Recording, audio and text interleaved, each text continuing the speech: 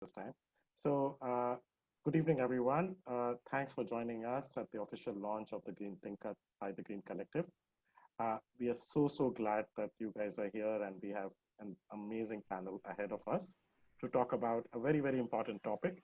And we've got a panel which, when I pass it over to Robin, he will be able to explain much more about what we are going to talk about. And that's what we wanted to do. We wanted to kickstart this launch by not just doing a hoo-ha about how we have an e-commerce platform, but actually generate a discussion which has been behind the whole ethos and the philosophy of the Green Collective on how we can generate dialogues, how can we generate a thought process which leads to a change at an ecosystem level and not just for retail or for one particular sector. So my name is Mayur. I'm one of the co-founders of the Green Collective. What I will do is we will take the next 10 minutes and I'll talk to you about what the launch will have. Of course, we start with the session today, which will be followed by a series of sessions which are structured on various kind of sustainability related issues that exist in the Singaporean ecosystem. And we'll be tackling it by getting together entrepreneurs, policymakers, as well as corporates, getting all of the people together to hear different sides of their views and have discussions and spark a debate if we can on these issues. So stay tuned, do check out our PTX link you can on the Facebook page. You can join any of these events. Of course, everything is free. So for people who've joined for today's session, let me be specific about what we'll be doing. I'll be sharing a bit about the Green Collective, about who are we, for those of you who don't know us. And I will keep that very short because I'm personally very excited to hear the panel. That's what we all are here for. And we will go to that. There will be a Q&A session at the end of the panel. So you can ask your questions in the Q&A tab, which will be in the Zoom, as well as for people who are seeing this on Facebook Live. You can actually ask your questions on Facebook as well, and we will be addressing those during the session as well. So those are some of the admin things I would say for the panel. But let me move on and tell you a bit more about who we are. So we are the Green Collective Singapore. We started working on an idea which was completely out of sheer frustration, honestly, as a social entrepreneur. And with my fellow co-founders, Aggie and Danielle, one of the issues that existed by being a social entrepreneur, trying to achieve the SDGs, was that how do you find an ecosystem in order to grow and to make sustainability financially sustainable? And that is the challenge that we were tackling. And there were issues that we all faced as social entrepreneurs, which was about scale and normal business issues, which are very tough to tackle when you are a small enterprise. And that's what we wanted to solve with the Green Collective. What we could see was that a market was changing. Singapore was changing. Users and customers were asking for difference, not just from larger companies, but they were asking it from smaller companies. Provenance was becoming a word which was being used much more. People wanted transparency. And in the midst of all this, we wanted to start a movement. So what do? We look like a retail shop, but it's been a big debate that I've always had with Danielle that what we should say at the entrance of Green Collective is this is not a shop. This is a collective. What we want to do is we want to empower a community of change makers. So if any of you on the call want to start a social enterprise which tackles any of the UN SDGs, whether it is climate action, whether it's empowering women or supporting livelihoods or solving healthcare related issues, this is a platform where you can come. This is a platform where you can voice your work. And what we want to do is to basically give you a path so that you can become successful. And that's what we want to do. And this is how we do it.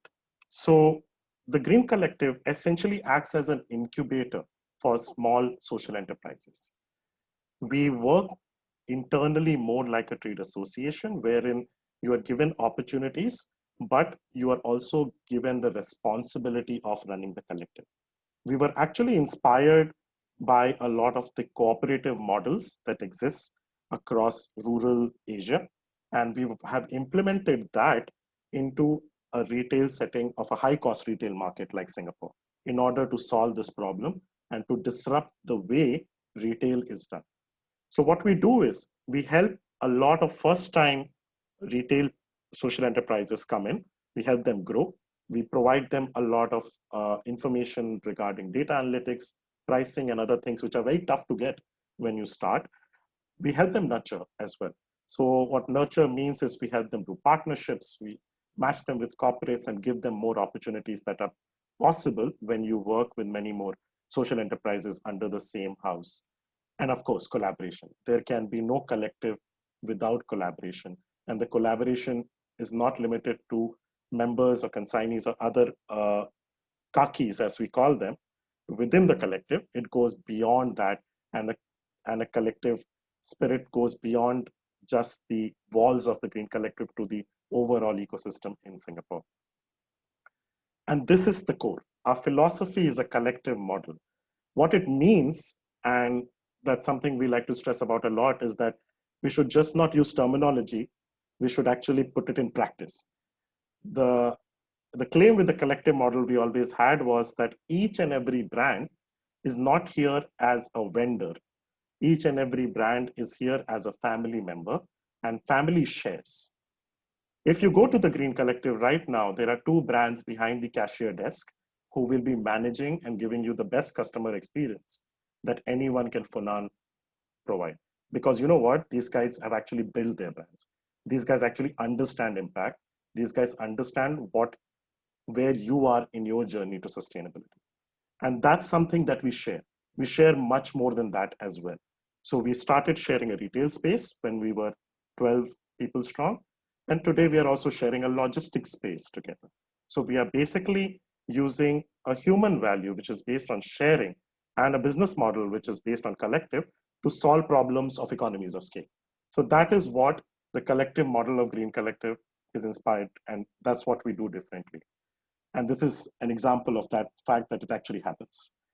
So, and this has been our journey actually. The picture that you see on the lower side on the left is us starting in a 600 square feet little space, which was in the east in Kinect Mall. That's where we started our journey.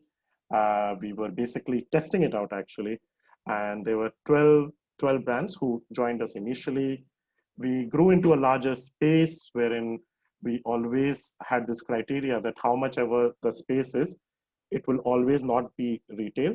We had a little area which we call the kampung, where we do workshops, talks, discussions, and it was open to the public to do any event they wanted, related to, of course, the sustainability criteria.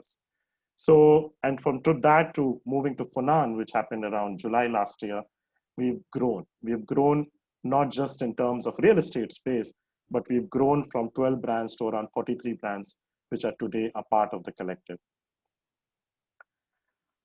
And yes, that brings us to today. So COVID, like affecting everyone else in the industry, and especially retail, it affected us as well. And affected us in a good way because our original e-commerce plans was for 2021. And we have pulled it up front 6 months, I would say. And yeah, it's called the Green Tingkat. And why is it called the Green Tingkat? We call ourselves the little kampung in the little red dot. And within the kampung, we have kakis. And we did not want to lose the Singaporean essence by saying TGC online.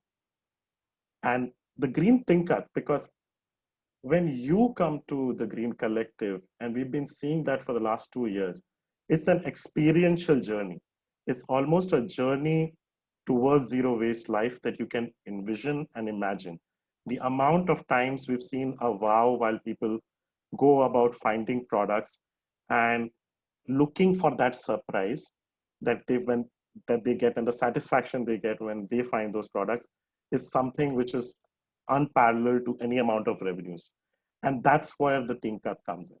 The beauty of the Tingkat is when you open that each layer, there is a surprise in it because it was packed for you in the morning and you don't know when you open it for lunch what was exactly in it. And that's where the Green Tingkat concept came in, which is basically the fact that we want to provide you alternate to what you're already consuming.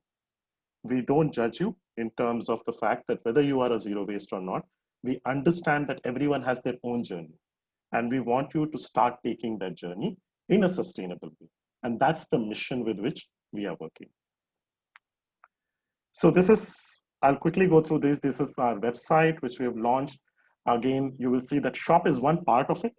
However, a lot of the focus that we do currently is on experiences, which is workshops and different chats, the Kampung chats that we have, which are on thought leadership, as well as the Green Tingkat stories that we have, which are more of how to use a lot of sustainable products, how to compost, how to use product, how to reduce waste, food waste in your house. So that's what we do in the experiences. And of course, the journal is a lot about the blogs that you can see and make it a part of your journey towards zero waste.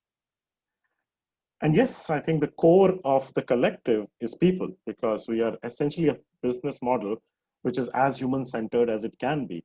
And the Green Kakis, which is basically our members, who are actually classified based on the UN Sustainable Development Goals.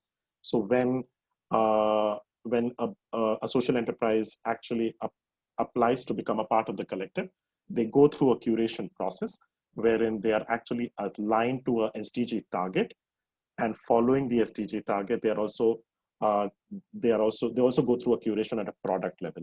So that's what we ensure, that basically the promise of impact that we are doing to you is actually sacrosanct. And what we want to do in the future, and especially with the launch of the website, is to get better on impact measurement, so that tomorrow we can actually show the impact that you create by choosing a sustainable product over a non-sustainable one, and explaining to you in a very transparent way what does sustainability mean for that particular product. And that is our brand promise. So we are working towards that, and that's something we will be building in much more on the website as we move forward. And yes, that's the Green Tingkat. So do visit it. There's a wide range of products which are curated based on UN SDGs that you can see. Each brand actually has been put on the SDGs, so you can click within the community and actually shop by values or things that you want to stand for as well. So if you want to shop, of course, please go ahead. Please don't overbuy. I have to say that, because we are in the business of creating sustainability, and sustainability needs to be sustainable first. Don't buy what you don't need, but do try to switch to a sustainable alternative if you can. And with this, I will pass the screen to Robin, who's from Eco Business, and many of you who've been involved in the sustainability space will definitely know Robin. So what I'm going to do is I'm going to stop talking and pass the mic to Robin to kickstart our discussion and introduce the panelists. And Robin, over to you. Maya, thank you so much for having me. I'm a big fan of the Green Collective, although I always seem to spend quite a lot of money while I'm there because everything's guilt-free shopping. But yeah, anyway, thanks so much for the invitation. Yeah, I'm Robin Hicks. I'm a journalist for Eco Business. So we cover sustainability news and views across Asia Pacific, based here in Singapore. It gives me great pleasure to introduce such a great panel on such an interesting topic.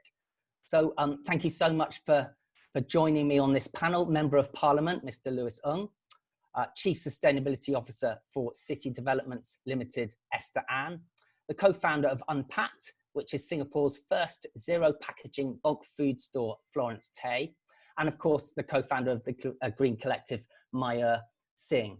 So I'll be getting on to asking these people, our great panelists, some questions in a minute. Then, as Maya mentioned a bit later on, we'll be opening up to the floor for Q&A. So please, viewers, do put a question in the Q&A box on Facebook or on Zoom, and we'll get to those a little bit later on. Now, a quick introduction to the topic. Today, we're going to be talking about sustainable consumption and greenwashing, and how we as consumers can make more sustainable choices.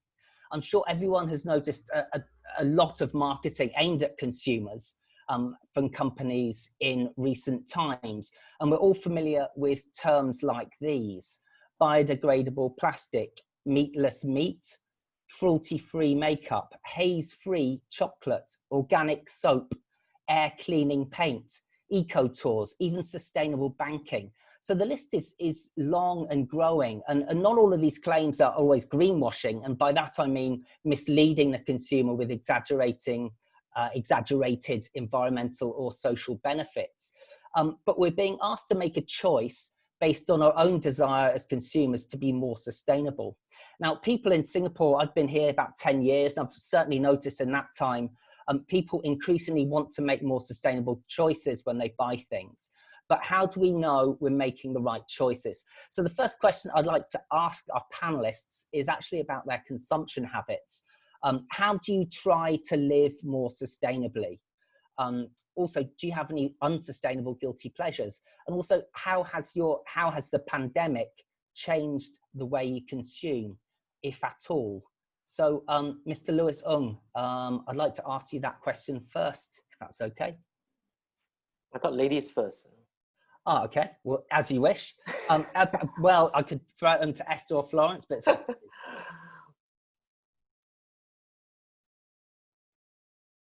oh, okay, Esther, go for it then. Esther, I had to arrow you then, Esther. Sorry, ladies first. Or you need to unmute yourself, Esther. Excited. Okay. There you are. Yeah. Okay. I think definitely if you talk about the last few months, the consumption, actually most of my spending are actually really for the essential food, grocery,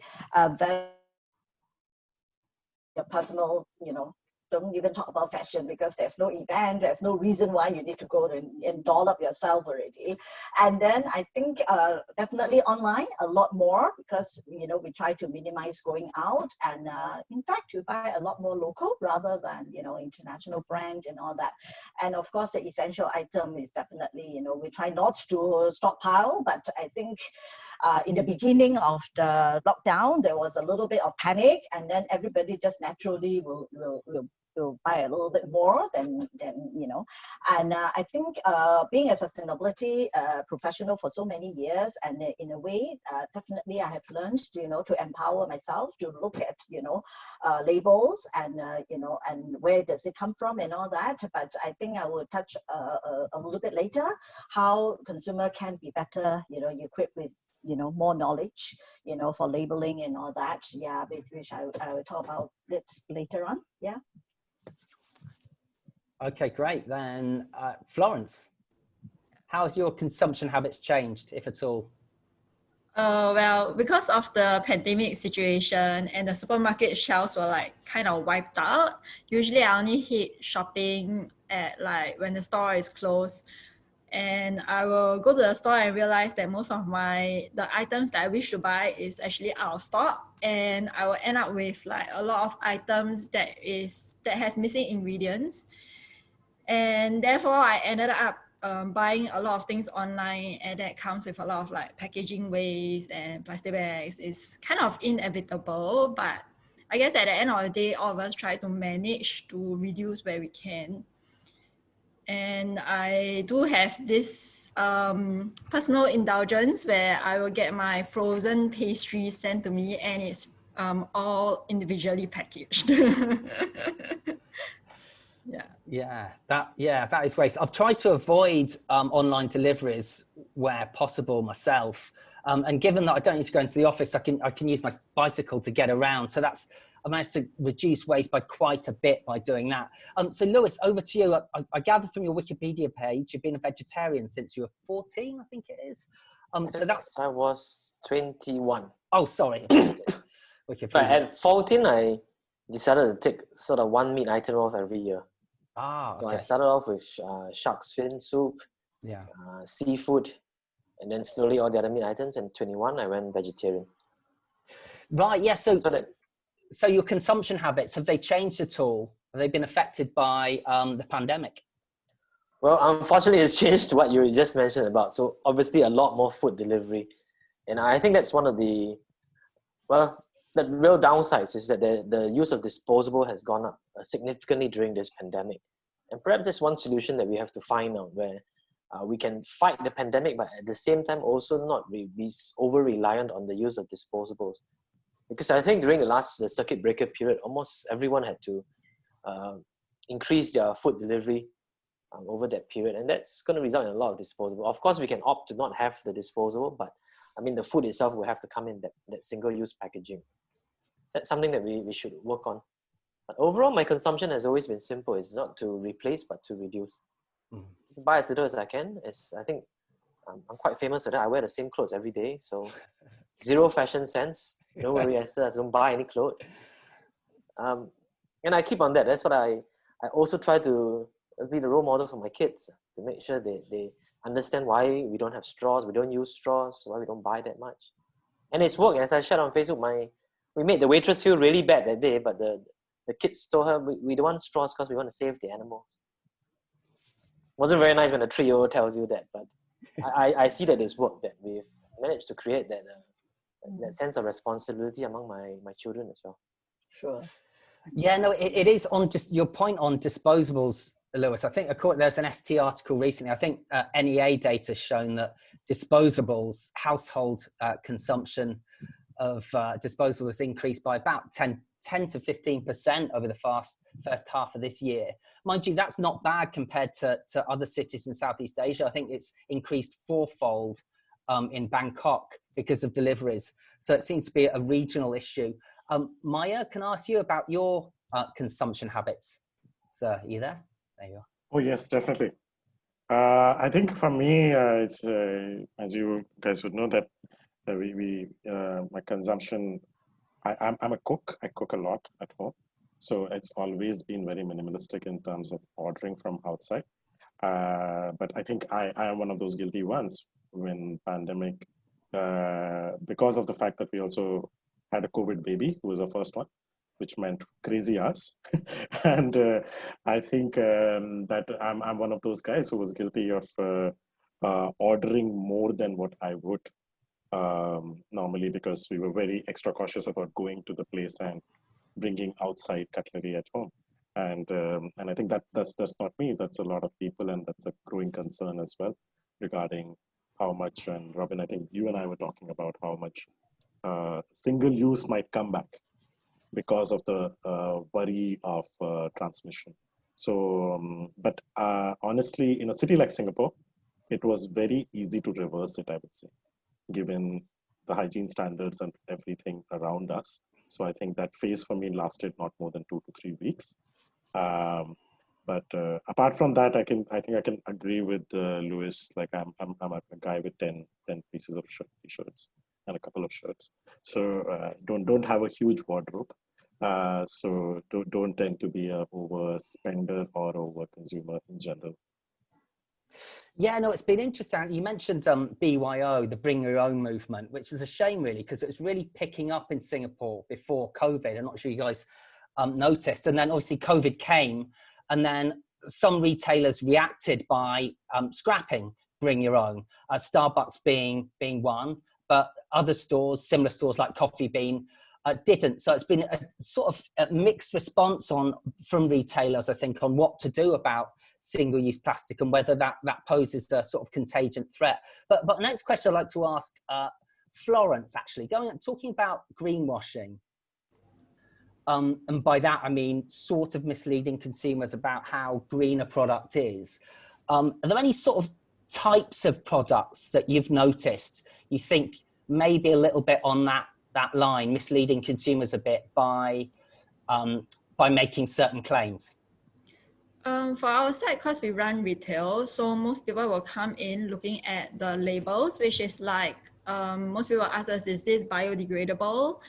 But they were thinking biodegradable in the context that is compostable. So they feel that when they purchase it, it means it's compostable, it's not harming the earth.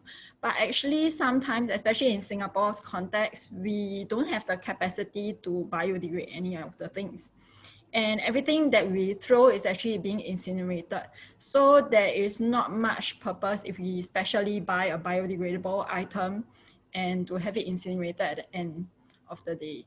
So usually what we encourage everyone is to see if they really are looking for biodegradable items, compostable items, and if they are looking at compostable items, how and where else they can compose off the waste at the end of their life. And also try to reduce consumption and consume responsibly, I would say.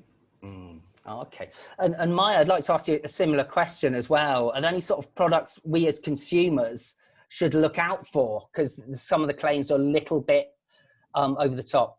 What should we be wary of? I think a good answer to that question is that, of course, it depends where you are in your journey. So the idea should not be that you should not start the journey.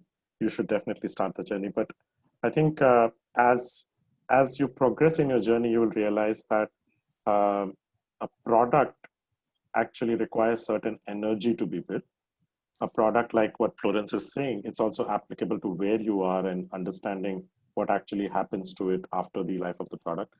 And in a pure sense of a sustainable product, we should be able to provide life cycle assessment of everything that sells anywhere. However, the truth is that it's not possible today. So given in the light of that, as a user, of course, the first thing is limit your consumption. I think I could not stress more on that. If you limit your consumption, that's the best thing. But of course, we all need to consume. So when you do look at product, try to ask some basic questions like, where is it from? Is the brand actually communicating to you so that you understand at least the footprint that it has generated in at least coming to Singapore in this case? What material is it made out of? I think that really matters. And this is true across the board, right? Whether it is fashion or whether it is your bottle or a steel or a bamboo straw, whatever it is. And if you break it down, then it actually, you can reason out yourself as an individual about the sustainability of it. And of course, ask the brands, because it is our responsibility to actually communicate to you what and where it is coming. I think those are the three things I would say that everyone should start doing more of. Absolutely. On that point, I'd like to ask you, Lewis, how discerning do you think Singapore consumers are about, inverted commas, green products, and how to tell the difference between what's green and perhaps less green? Do you think we always trust what's written on the label? Do you think we're too trusting? We do. Generally, we trust what's on the label, but I think there's not enough awareness at this point of what these labels are. Most people are not going to know what a green product is or choose a green product. I think the price is one of the major factor, and a lot of times the green products are more expensive. But I don't think they have an understanding of the labels at this point. And as Florence said, and that's a very strong point to make, that the buying biodegradable products in Singapore, it's almost a waste of your time. We burn everything. And in fact, as I think you rightly pointed, Robin, it might cost more energy and carbon to make these biodegradable products as compared to others. And in the end, it's burnt up. So in Singapore, we don't landfill our rubbish. It might actually be more green to not purchase the biodegradable ones.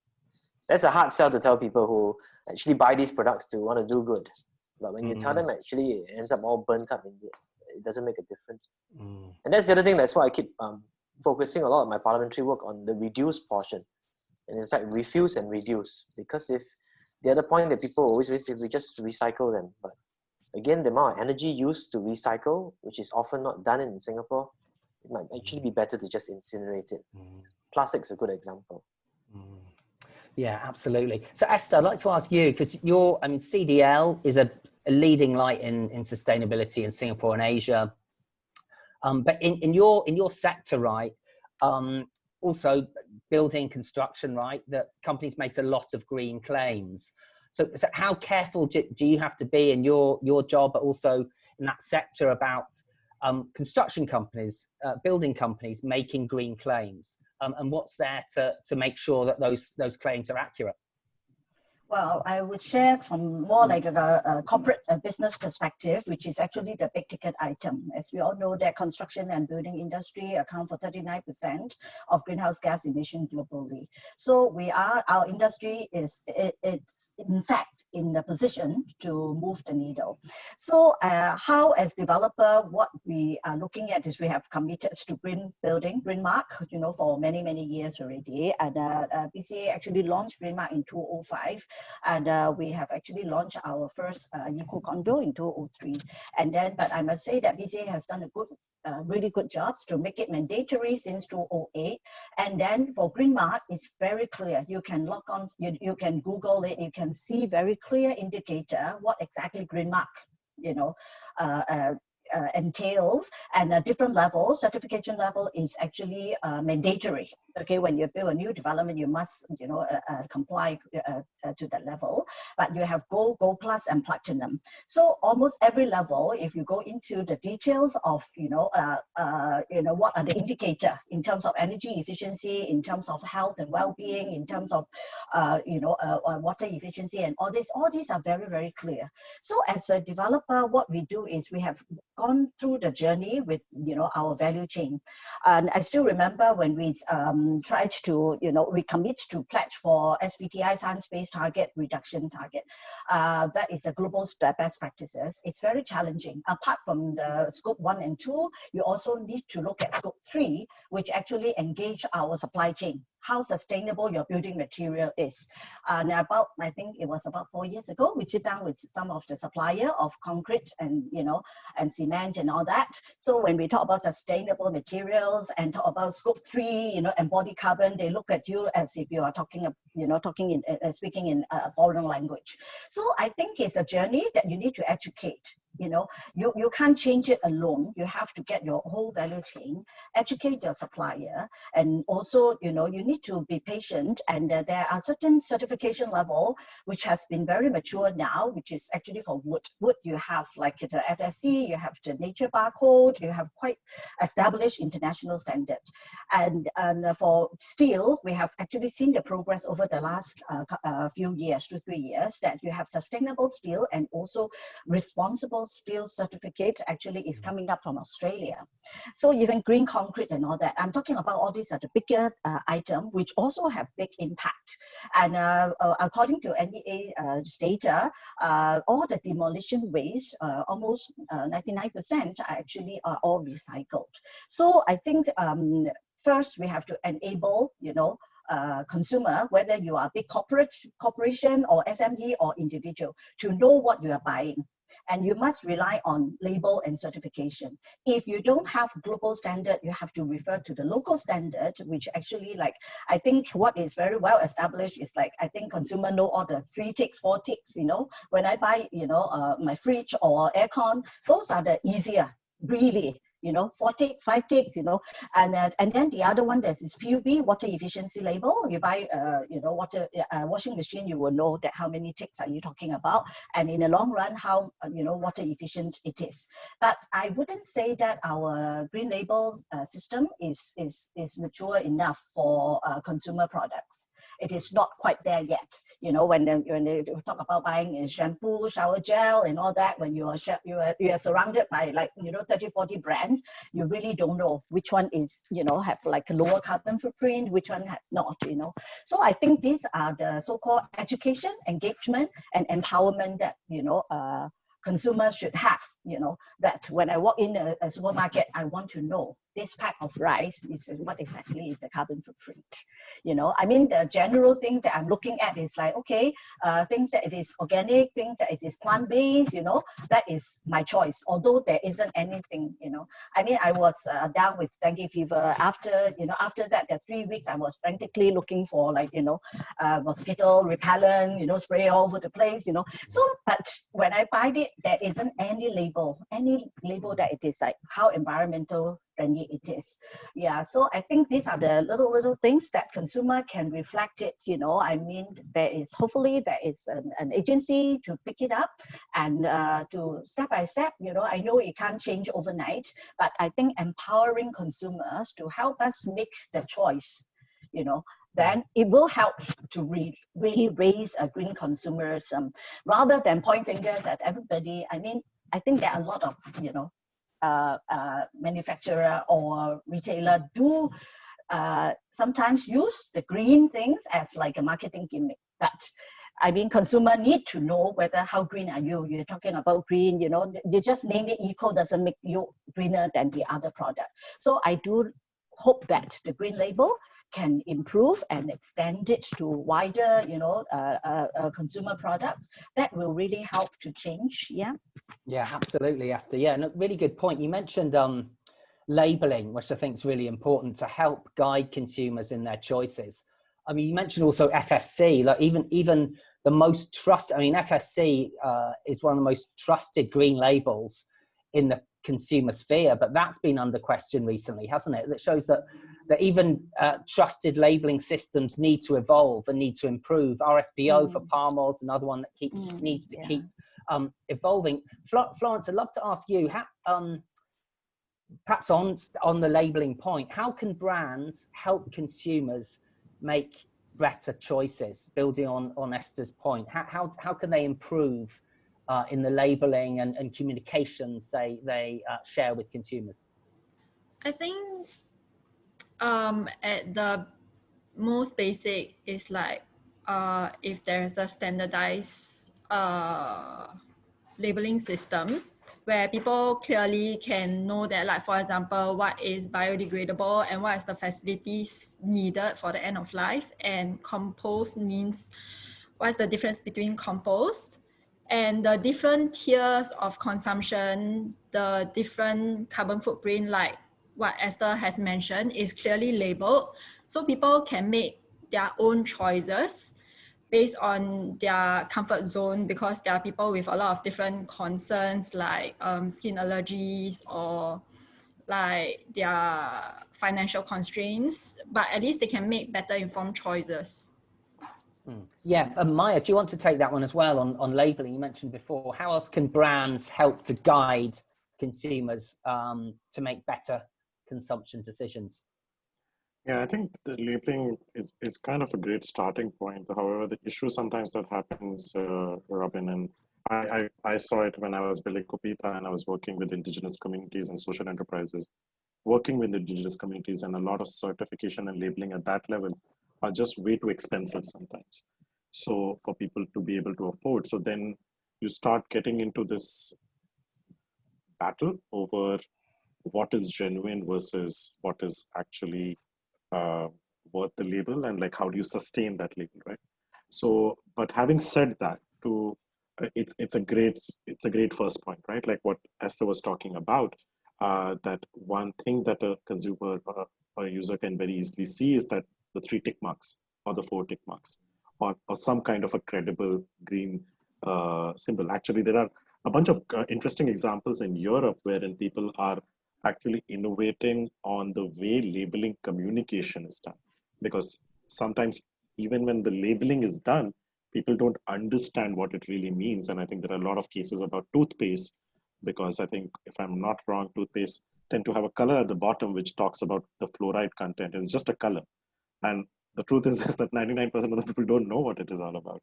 So, so I think there is definitely a need for labeling. I think it's a no-brainer, so that it gives the sector some kind of a standard. I think Singapore, having earlier advised as a consultant to Spring Singapore, when it used to be Spring Singapore, I think Singapore has come up with some of the best standards in the region for electricity, and BCA, I think, has been at the forefront of coming up with some of the best construction standards as well. And I think that's a great space actually for us to look forward to, if we can, if the green labels can be done at a consumer level. But the communication of the labels also needs to be important.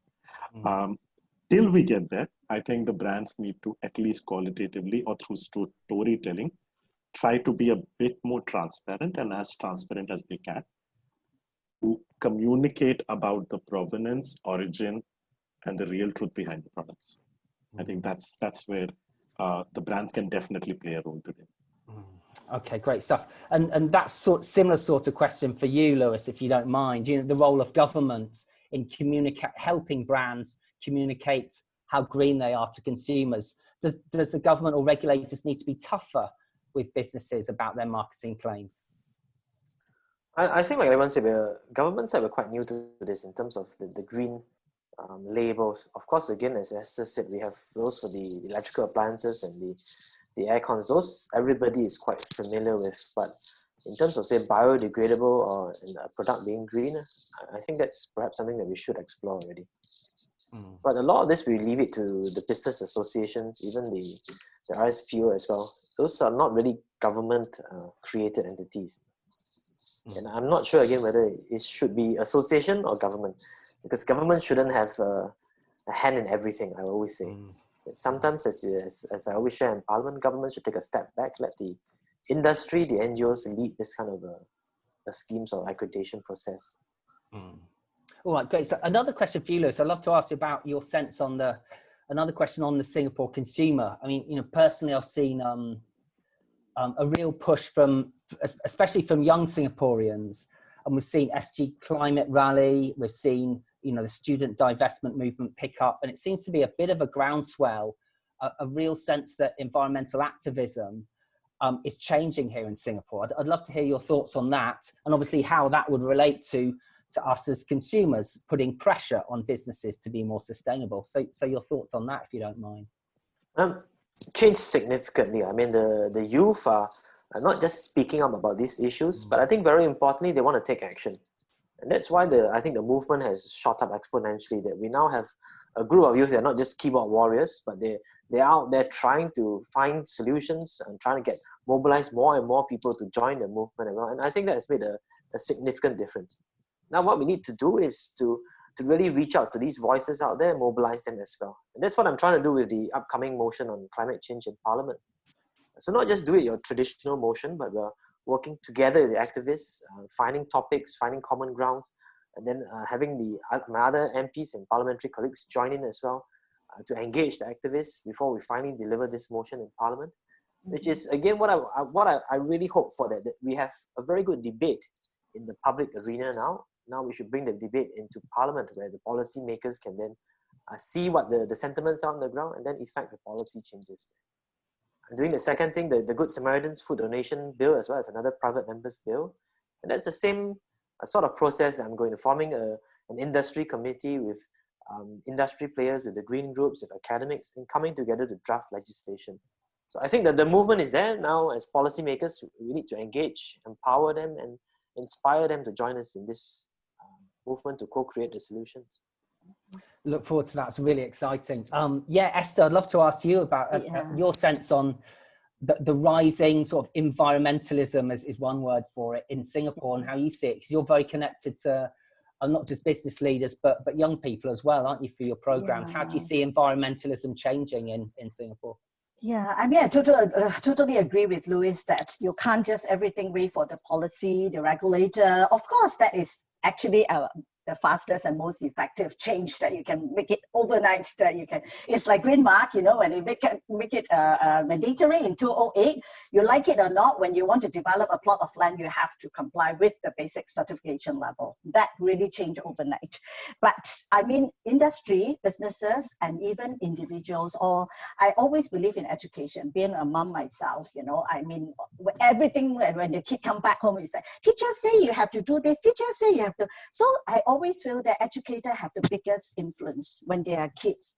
So that was also why we actually partner with NLB. We actually set up this My Tree House, which is the world's first green library for children. That was 2013. So over the years, we have engaged thousands and thousands, maybe, even millions of children and all that, and their parents, and come to, a place, a physical place for them to really interact, learn about environmental issues, learn about, animals, learn about almost everything that they could appreciate about, conservation in a very children, friendly way.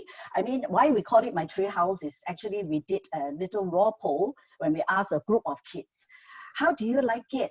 Children library, green library, or green spark, or green whatever. Then they throw it all out, all this group of 6, 7 years old kids.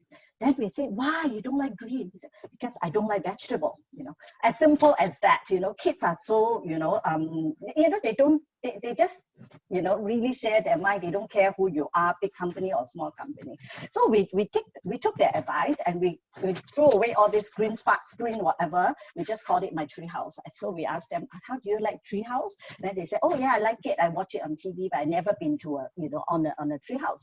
So we really build a little tree house. I mean, with like 5,000 recycle plastic bottles to form the foliage of the tree house in the center of the library. And the kids love it. They can spend, a couple of hours. A lot of parents love it. They just put their kids there, and then they have coffee and then come back. And I think that is a soft way to educate, rather than sit down, kids, listen to me, why you should conserve the environment. It won't work. So for us, we are not looking at it just like engage the businesses, but also engage the children. And I've been giving a lot of talk to students, especially the young leaders, and also university. And next week, I'm giving one to MBA students that the lecturer gave me the topic is like, what makes a sustainable champions? Sustainability champions. So I have actually seen that the education, the community has actually evolved quite a lot over the years. The past 5-6 years, we have so many requests for us as a business case to share at the university level, whether undergrad or MBA level. So things are changing. And as you know, that we also have all these Eco Bank and all these events that engage a younger generation and also community. And the SDG Young Leaders Award, we've been doing it for 12 years now. So I think through all these events, you can really engage people, educate, influence, and there are a lot of, the so-called environmental, I want to call them champions rather than activists, and I always believe in collaboration rather than confrontation. Use their energy in a positive way. We send young leaders to, climate challenge places like the Arctic and the Antarctica. When they came back, they were really inspired. And then they, engage more young people and to contribute, to the environment. Good stuff. I want to going back to sustainable consumption. I want to ask you a question, Florence. We're going to open up to the Q&A now. Some good questions coming in, actually. One is, do you think sustainable consumption in Singapore focuses too much on reusables? It seems to be, the conversation seems to funnel quite a lot in certain areas, plastic being one, reusables being another. Is that the way you see it as well? Would you agree with that? I guess now the mainstream media that has been going out is, well, I guess most people is familiar with reusable straws, reusable bag. Yeah. These are the two main things. So a lot of people feel that being sustainable is just bring a lot of reusables out or showcasing their reusable kit. But whenever I go for talks, I always share with people, actually, the first thing to look at is actually just refusing, which is reduction in consumption. And that itself, I always share, that itself costs nothing. So even a student, a kid like my daughter is educated to differentiate between needs and wants. At the age of 2, whenever she goes to any toy shop or sweet shop, standard question she'll tell me is, "Mommy, can I buy this?" So the reply is always standard. Is it a need or is it a want? If it's a need, I will buy. If it's a want, you buy. So from young, she's already tuned to what's a need and what's a want. And she is trying to learn and grapple with responsible consumption. So I guess that is something which we can also share with most of the public. It's not only just about reusables. You don't need to buy anything, but just buying and consuming responsibly or consuming local as much as possible is actually one of the ways where you can be more sustainable in your lifestyle.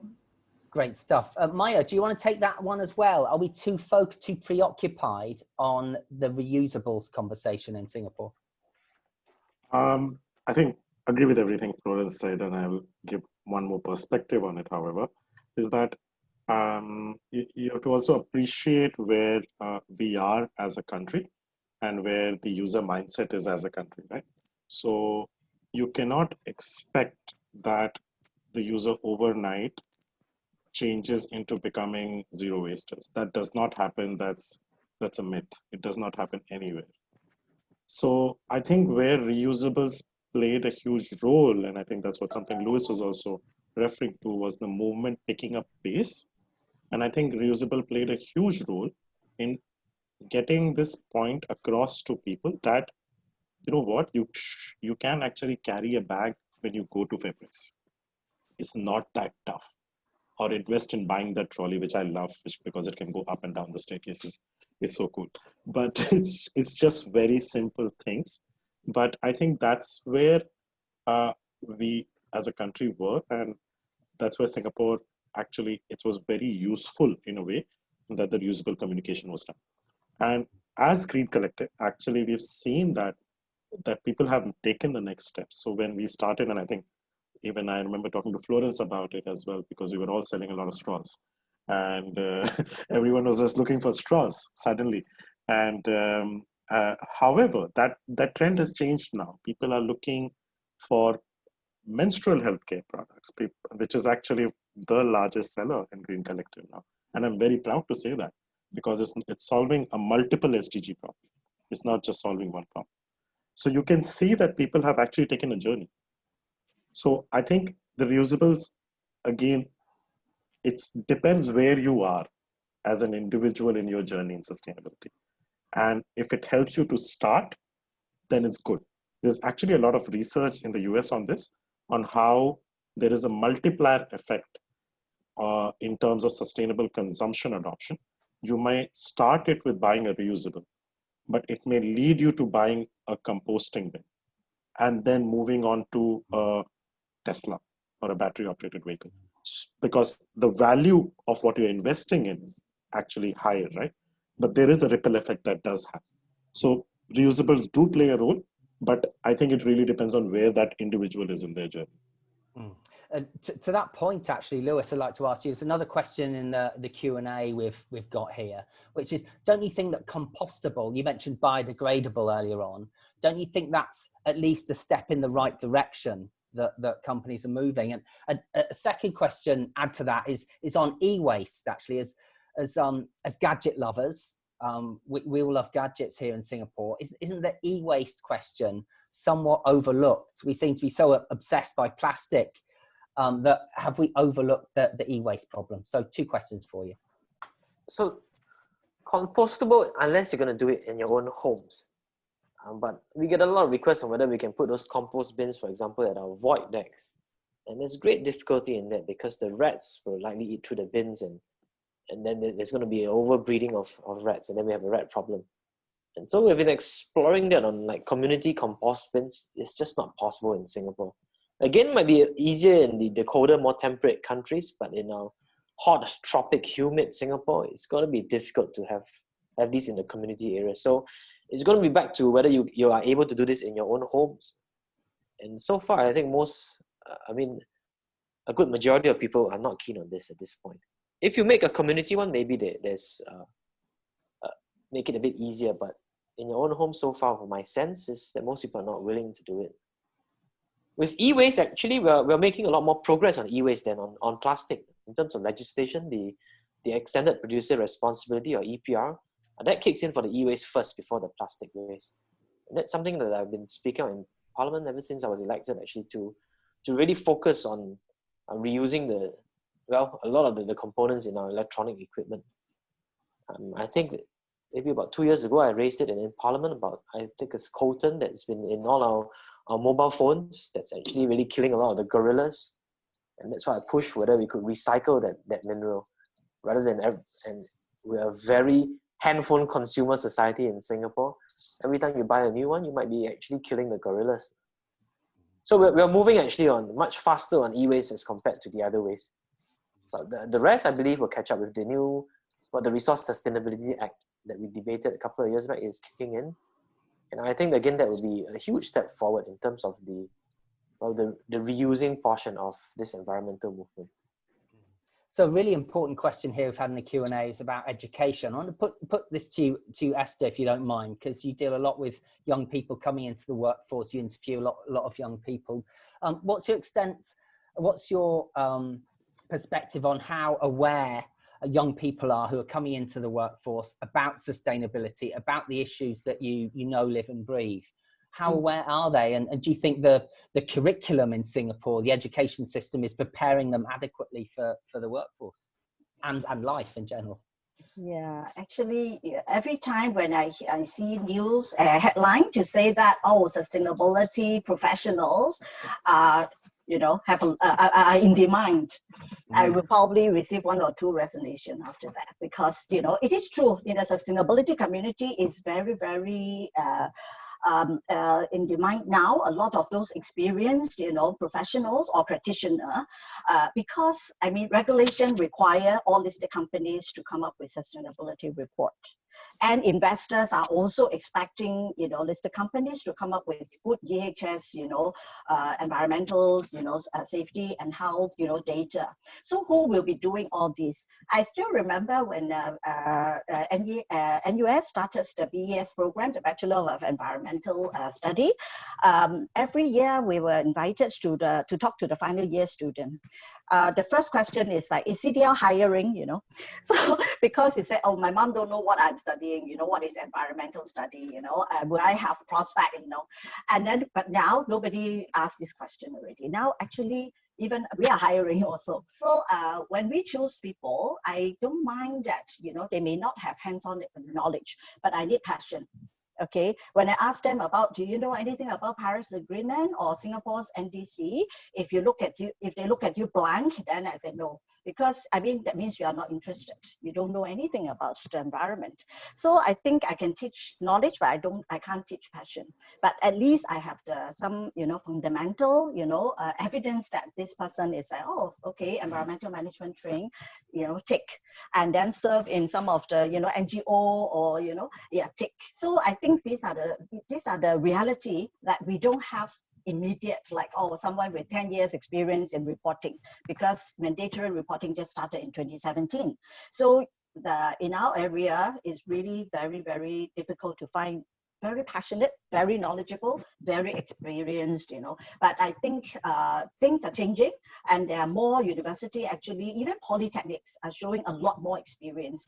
Our latest SDG Young Leaders Award, I was speaking to 200 students during lunchtime at Ngee Ann Poly, and they all want to learn more about sustainability and SDG per se. Yeah. Okay, great stuff. Question to Maya, actually. It's based on a question we've got in our Q&A. Why is there not widespread segregation of garbage to promote as much recycling as possible in Singapore? Obviously, that's a question for policymakers, but I guess the question for you is, how to increase environmental awareness in Singapore so that consumers, I guess, are more sustainable. And in your shops, I guess you've seen an increase in consumption behavior. So you think that awareness is there. But yeah, what else can happen to make Singaporeans more conscious consumers? I think we used to get this debate a lot when we started Green Collective in the East. Everyone's like, why is it not near Orchard or in River Valley? Because there's this somehow, and I'm looking at Florence because I remember laughing with her in, I think, June 2018 about it when we met for the first time, and we just started around the same time. And it's at the end of the day, you need to relate to the consumer, relate to that person, and tell them what convenience this product brings them in their daily life. At the end of the day, we need to do that, right? So, I'll give you a quick example, and I think this will answer something that came in earlier as a question about composting. We have a product called the Urban Composter, and to be really honest, one of the reasons that Green Collective survived the COVID circuit breaker is because of the Urban Composter. And we were also surprised by how much because people were generating so much more food waste because of cooking at home. And you had so many people baking suddenly, especially because of Instagram. So So there was a lot of food waste being generated, and we actually tried to get this product out. And it's a product made in Australia. You can actually put it in your kitchen. It doesn't stink a lot. It comes with an organic starter, so that it's very easy for you. And however, is that enough? That is not enough. We had to do a lot of post sales. So we worked with local groups which have been working on composting. And I saw Foodscapes Collective name come in some of the questions. So we worked with local groups. We created a Facebook group wherein we got everyone who was using this composter to come and talk about it, take a picture and send it. And that is when we were able to actually solve this problem. So to answer this question, if you really want to solve a problem, think it through. Like we as organizations, as brands, we need to think through the whole life cycle. It's not just about selling, it's actually a behavioral change. And now we're taking it to the next level where we are working with one of the new recycle companies, waste management companies who have entered. And what we're planning to do is we're working with them to actually track how much food waste is actually going into these composters, so that we can actually start tracking and come up with a quantitative measure of whether this is actually useful or not. So I think that is where we as collectives or Unpackt or Social Space, all the social enterprises who are working in this space, we need to, if we want a behavioral change, we have to think through the whole life cycle of how the user will actually use it, and not just make it about you bought it and that's the end of the story. I think that just does not work. So that's one way we can cause scalable change, I would say. Okay. Yeah, similar sort of question for you, Florence. Have you noticed behavior change among consumers in Singapore? And what would you say is the best way to nudge Singapore consumers towards more sustainable lifestyles? Education is actually one of the most core and most effective method. For us, we actually have multi-pronged ways of doing it. We actually conduct corporate talks where we will educate hopefully the parents so that they can bring the message back to the kids. We also host learning journeys with schools, kindergartens, and where we empower them with the knowledge of responsible consumption as the most basic thing, and what else they can share with their family members, like what are the reusable products that they can consider switching. Other than that, I think end of the day, most people will have to think through is how they can responsibly consume, and sharing the word out is also very important, because it's versus me, myself, talking to a group of students, about 40, and then the 40 of them getting a message to pass on to the rest of their schoolmates. And usually I will ask them to share out the message, and that will be a bit more impactful. So we have actually seen like the kids on learning journey bring back their parents to shop, and the parents were very surprised, like, oh, I didn't know that other than reusable straws or like reusable bags, there are other ways that I can practically practice this way of sustainable consumption.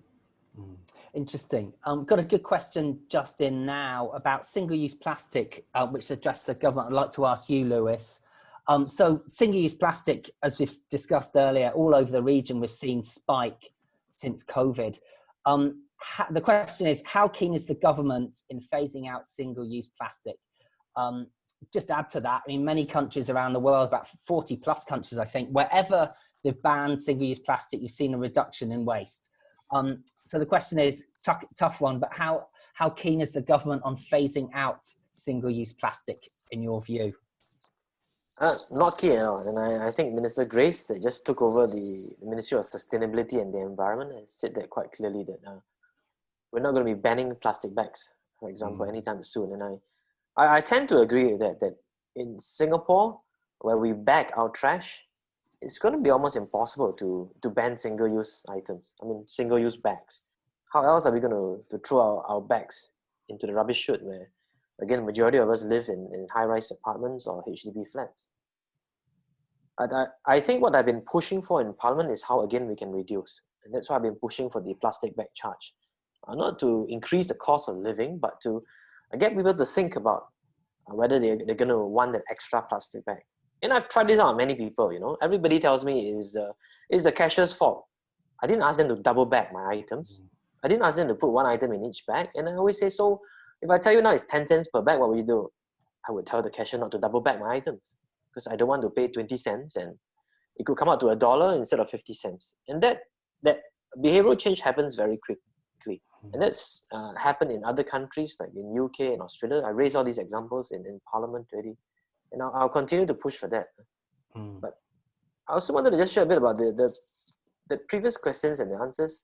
I think education plays a role, but ultimately, and from my work on the ground now, convenience plays the biggest role. If you can make it convenient for people to change their behavior, things happen much quickly than education. Same with the plastic bag. It isn't an issue about harming the environment. People don't want to take a bag to harm the environment, but they want to just take a bag because it's convenient. And it's very inconvenient to bring my reusable bag everywhere I go. So of course, we keep trying to make it smaller and smaller to make it more convenient, right? But it comes down to a convenience issue. Same with the recycling problem that we have. And that's why now you see the new HDB flats, we've made a separate chute. So you don't need to go all the way down to the blue bin to dump your recycling. You can just go to the rubbish chute at your floor and then dump your recycling into the rubbish chute. So I think policy-wise, what we have to try to figure out is how we can make being environmentally friendly more convenient. And we'll get some way there. I mean, the last thing I've been pushing for the recycling issue is to, we have a very high contamination rate.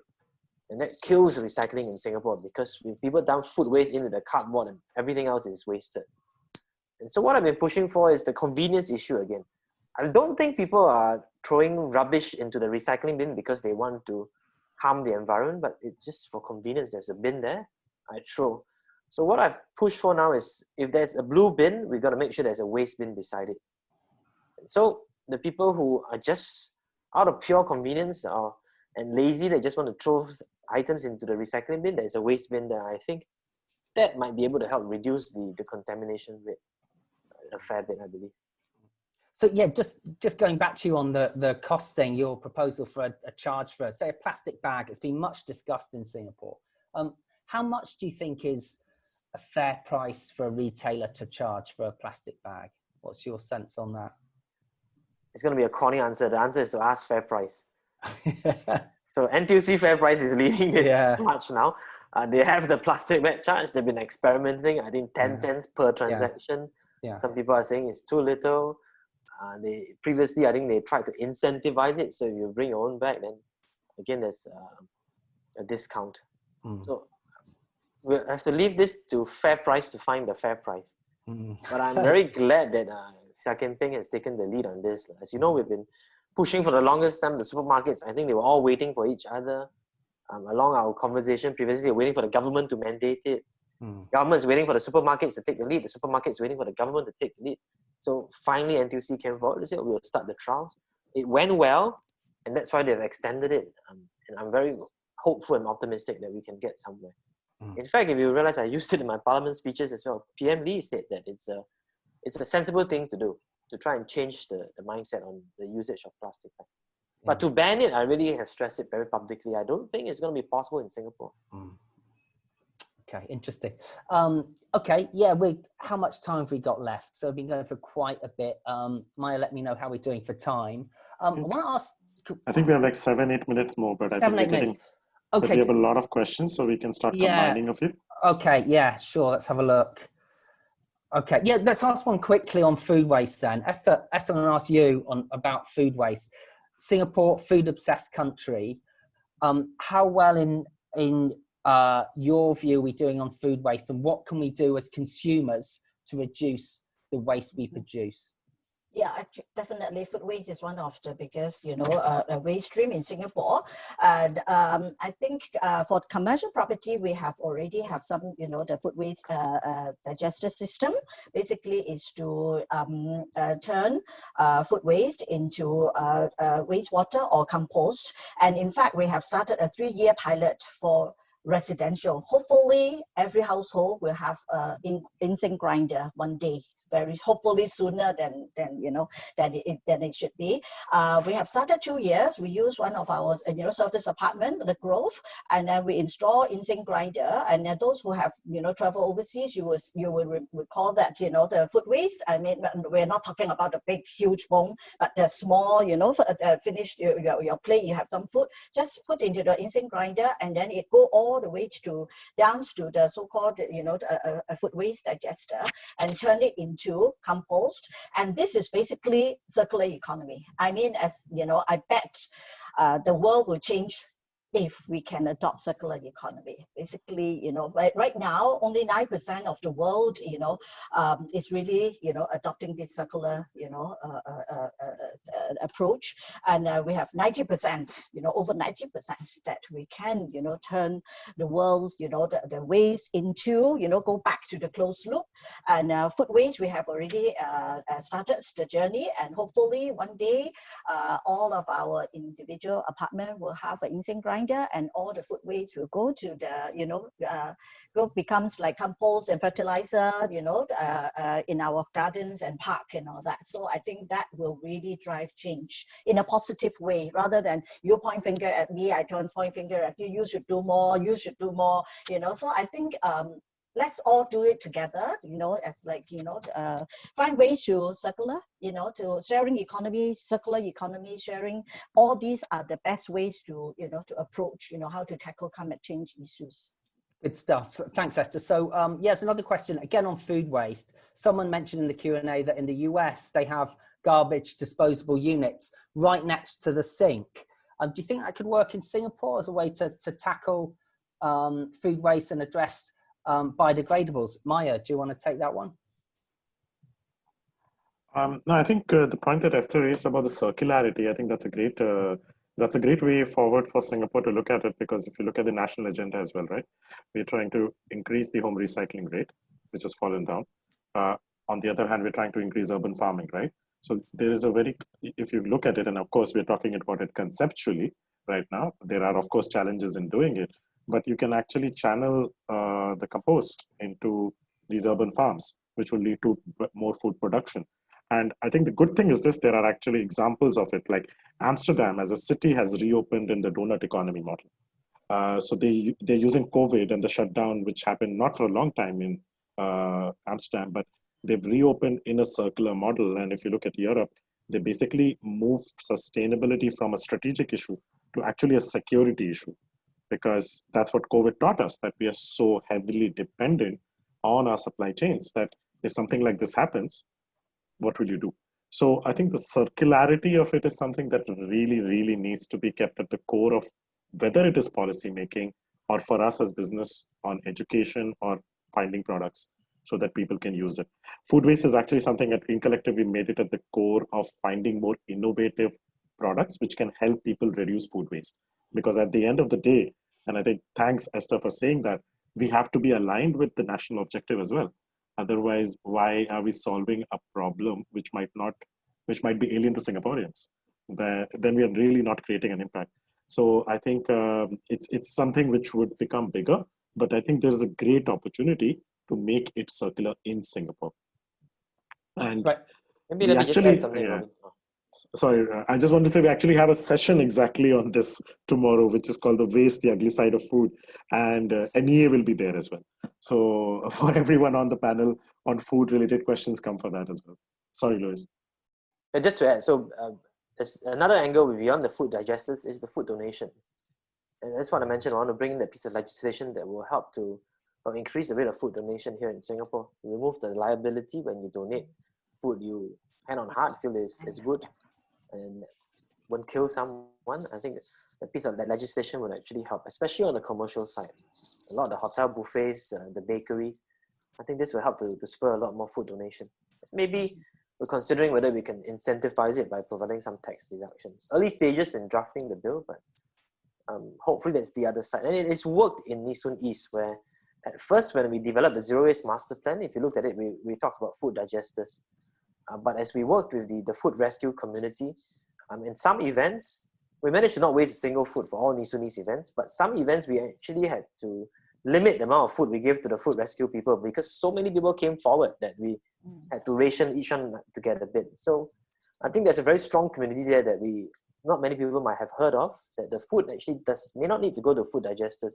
It could go to another person who is struggling to find 3 meals a day.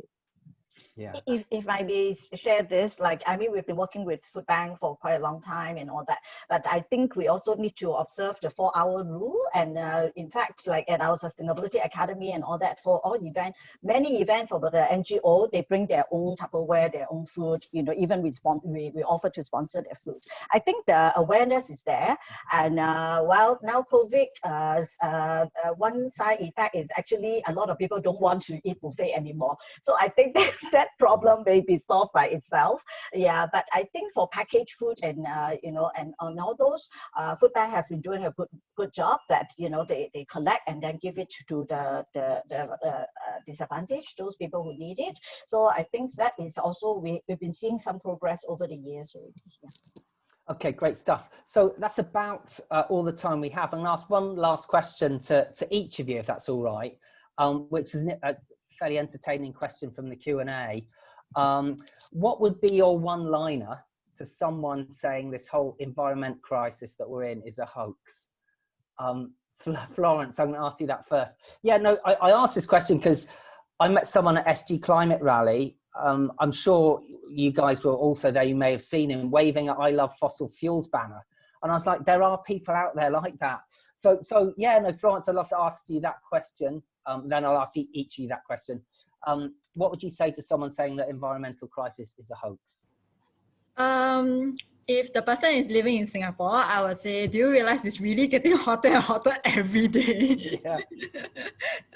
Yeah, good point. Yeah, so it's something that we all feel that the climate is changing and that's inevitable. So I think it's not a hoax, it's surrounding us. And to see that the food that we are eating is also changing. Even the produce, sometimes I import the grains in, the harvest is actually affected because of the climate change as well. And sometimes we get cut off or the prices raise up. So these are things that we also share with our consumers when they walk in to buy, that, you know, because of the climate change, the harvest is being affected, the prices change as well. I think these are things that people can understand and can relate to, that it is real and coming up. Okay, anyone else want to take that one? Esther, what would you say to someone who says the environment crisis is a hoax? I'll be very angry with seeing people like that. Just tell them to read more, believe in science, and don't believe in some politicians, you know. I mean, you know, some leader just what politician? living in their own world. So, I mean, just believe in science. Indeed, believe in science. Lewis, do you want to take that one? Well, I always say that if you believe in a hoax and we do nothing, and it turns out it isn't, the stakes are very high here. You place your gamble, it could be the end of mankind, the end of this planet. But if we do something and it makes a positive effect, even if it's a hoax, nothing could be lost. I mean, what's the harm? What's the harm of reducing our consumption? What's the harm of helping to make this world a better place? Indeed, great stuff. And Maya? Wait, Esther, not me, right? Politician? No, not you, not you. Far away land. Okay, better don't say this. I see we're recording, yeah. so yeah. Louis, that guy's worried about elections coming up. So definitely not you. But I think I have a simple thing to say, because I've actually tackled it. I've tackled recently someone on a work call saying that COVID is a hoax, actually. And I was like, seriously. So I think we live in a world with limited resources, and if we cannot be truthful to ourselves about that, we're basically kidding ourselves, right? And living in a world with limited resources, we cannot keep consuming and exponentially increasing that. That's a basic logic of it, without even going into the science of it. So if someone cannot believe in that part or agree with that, then I mean, it's really tough, because honestly, you're not listening. So, and if you're not listening to a human being, you will definitely not listen to the environment and the people whose lives you'll be impacting first with, because of climate action, because that's the problem, right? Like, a lot of developed world will be the last to get affected.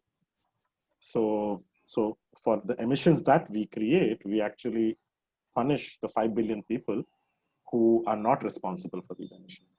So I think it's a simple logic, and for people who don't want to believe in it, well, like Esther said, all we can be is pissed off. But that's what I would say to that person. Great stuff. Brilliant. Well, thank you very much, everyone on the panel, Florence, Esther, Lewis, and Maya. So thank you very much for joining me. Back to you, I guess, Maya. Thank you.